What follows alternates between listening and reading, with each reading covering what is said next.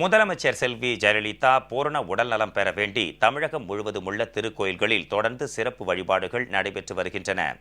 அஇஅதிமுகவினர் மட்டுமின்றி பெருந்திரளான பொதுமக்களும் மனமுருக பிரார்த்தனை செய்து வருகின்றனர்.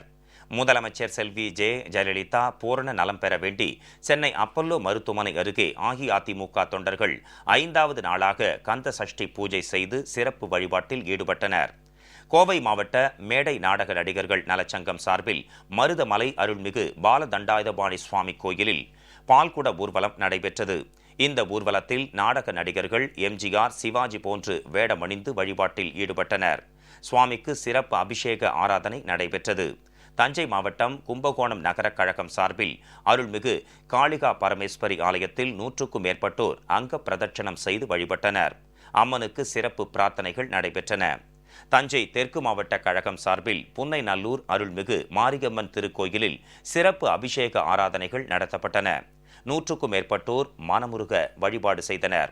ஈரோடு மாவட்டம் கொடுமுடி மகுடேஸ்வரர் திருக்கோயிலில் சிறப்பு அபிஷேக ஆராதனைகள் நடத்தப்பட்டன.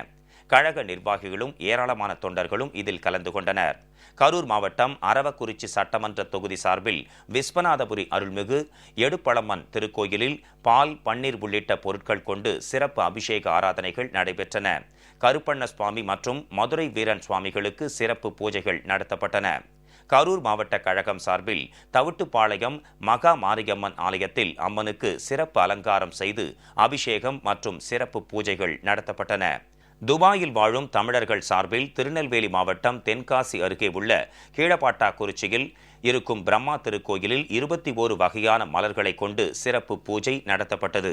திருவாரூர் மாவட்ட கழகம் சார்பில் காட்டூர் பகுதியில் உள்ள மகா காளியம்மன் திருக்கோயிலில் லலிதா சகஸ்ரநாம அர்ச்சனையும் மகா தீபாராதனையும் நடைபெற்றது.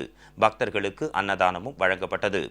ஈரோடு புறநகர் மாவட்ட அஇஅதிமுக சார்பில் பெருந்துறையை அடுத்த காடம்பாளையம் அருள்மிகு ஸ்ரீ மாரியம்மன் கோயிலிலிருந்து 1008 பேர் பால்குடம் ஏந்தி ஊர்வலமாக சென்று அருள்மிகு கோட்டை மாரியம்மன் கோயிலில் அம்மனுக்கு பாலாபிஷேகம் செய்து வழிபட்டனர்.